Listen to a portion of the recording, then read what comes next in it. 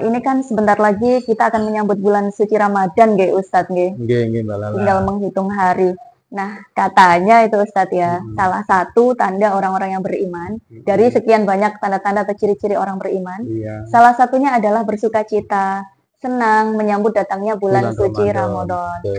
Nah, tapi misalkan kasusnya seperti ini Ustadz, orang tersebut di satu sisi sebetulnya bersukacita, senang menyambut bulan suci Ramadan karena akan beribadah, mengejar pahala dan lain sebagainya.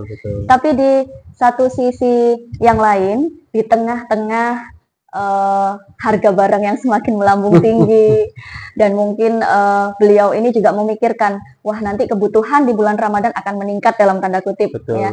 Mungkin untuk kebutuhan di sepanjang bulan Ramadan atau setelahnya ketika Idul Fitri dan lain sebagainya. Bagaimana Ustadz menanggapinya? Ya.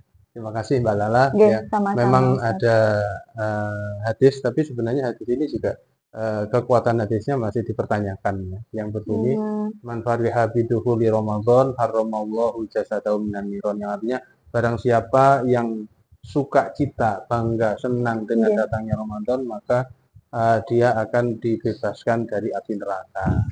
Tapi hadis itu sebenarnya kesohiannya masih dipertanyakan. Nah, berkaitan sama senang datangnya bulan Ramadan, itu adalah yang dimaksud bahwa karena bulan Ramadan ini merupakan puncak cara wong tandur itu waya panen kan gitu ya.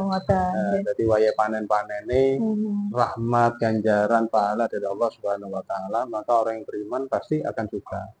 Kemudian kaitan dengan susahnya, karena di bulan Ramadan itu biasanya ya pasti anak beli baju baru, segala sesuatunya harus dibelanjakan. Maka berkaitan sama keimanan yang tadi Mbak Lala singgung, sebenarnya semua perintah Allah itu tujuannya adalah untuk menguji sejauh mana keikhlasan kita menerima perintah itu. Kalau kita menerima perintah itu dengan penuh keikhlasan, ketulusan, dan lain sebagainya, yakin pasti Allah akan memberikan reward, akan memberikan kecukupan dari dalam berbagai macam hal. Tapi ingat bahwa ketika kita melakukan perintah Allah, jangan memiliki tujuan karena kepingin yang sifatnya adalah duniawi. Begitu ya Ustaz. Begitu. Jadi sama dengan kalau kita bekerja di rumah orang misalnya. Ketika seseorang itu memerintah kita, kemudian kita mengikuti perintahnya, artinya harap-harap, wah aku tak mengikuti perintah majikan saya, siapa tahu nanti saya dikasih tip melebihi. Kalau sudah seperti itu, kadang-kadang biasanya malah nggak dikasih tip. Malah kecelik kata orang Jawa itu.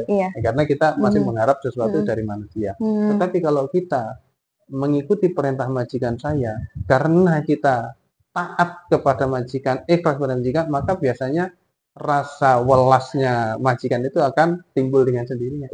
Wong kira kalau saya suruh begitu ikhlasnya, tanpa mengharap, tanpa pamrih, akhirnya malah majikan malah memberi. Begitulah gambaran kita kalau taat kepada Allah.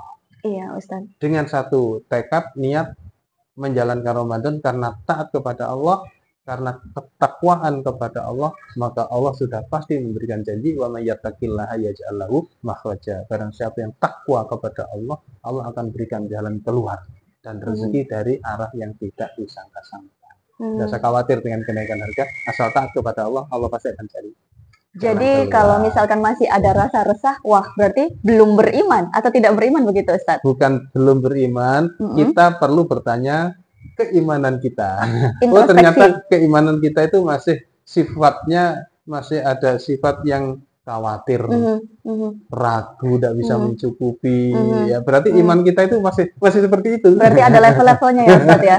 Kira-kira begitu. Oh iya. Baik, kita kan nggak bisa menilai iman seseorang. Betul.